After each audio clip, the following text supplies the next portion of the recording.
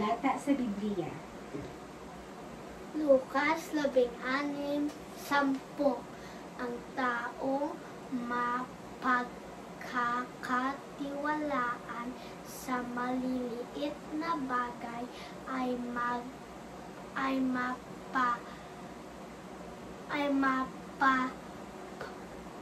mapagkakatiwalaan din sa malalaking bagay.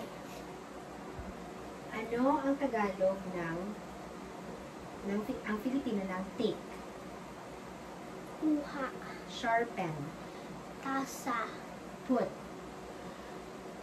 lagay, Open. bukas, Close. sara, Book. libro, Jar. garapon, Pencil. lapis, Sharpener.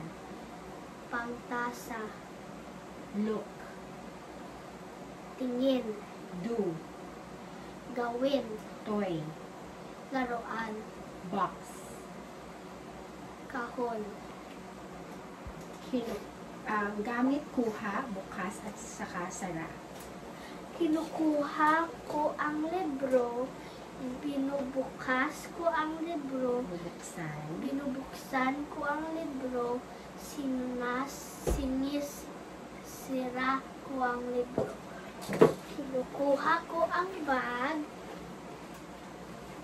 binubuksan ko ang bag, sinasara ko ang bag. Sa Filipino, ikwento mo ang aroy magang-maga ang mga tonsil ko.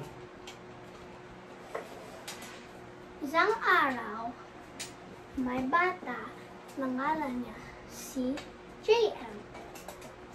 At sa hangin, may mga strep germs at sabi nila na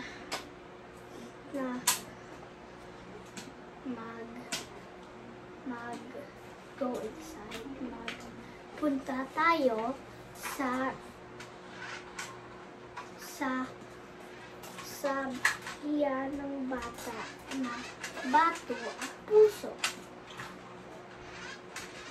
At nagpunta sila sa dila ni JM.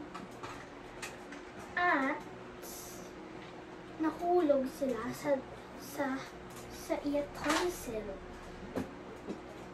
Sila yung mga gwardya ng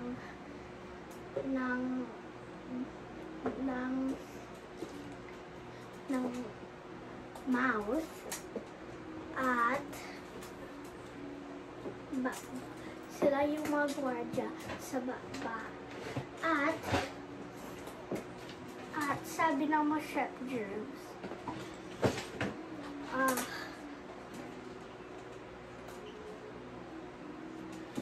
papunta kami sa heart, so let's go na kami at hindi na kami pag-trap dito.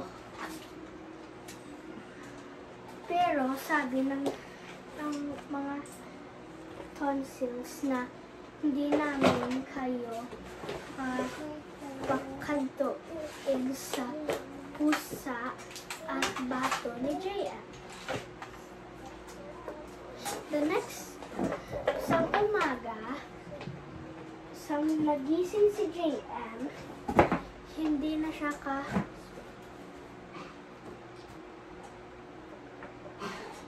kaswallow at sakit. Sabi sa niya mama na mag-say at nakita nila na yung tonsils ni JM gamamaga. At sabi ni Faith na, Kuya, may tonsils ka. Sabi na niya mama na hindi tonsils, tonsillitis. Kahit tanan na tao, lahat na tao meron tonsils.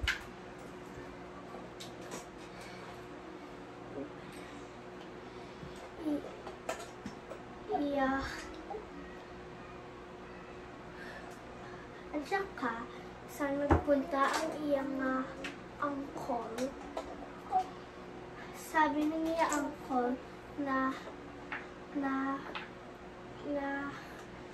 si JM may tonsillitis at kung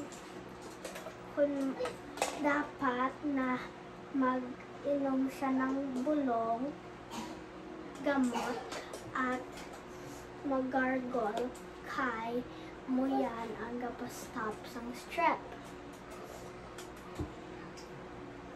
Si JM uminom ng gamot at sabi ni Faith iyan na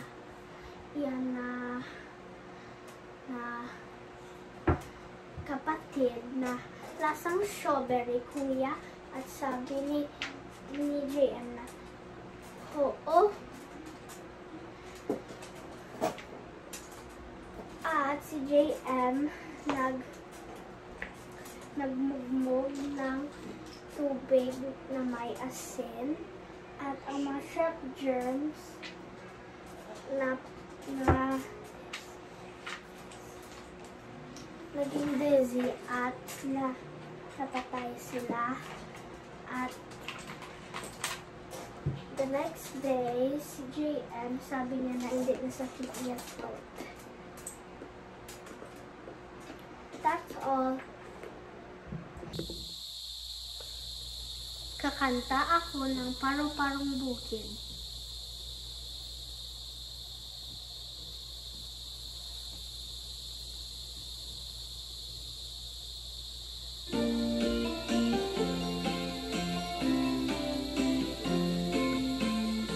Paro-parong bukid, nalilipad-lipad sa gitna ng daan. Papagaskas, isang bara ang bilis, isang damdam ng masang sayang di ko lang, isang piyasa ang sayang.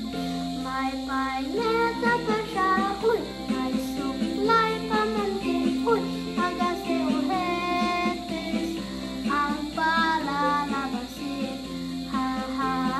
sa altar at mananalamin at saya kitagula ng pretending-kending. Paro-parong bukid, nalilipad-lipad sa gitna ng daan. Papagaspas, isang bara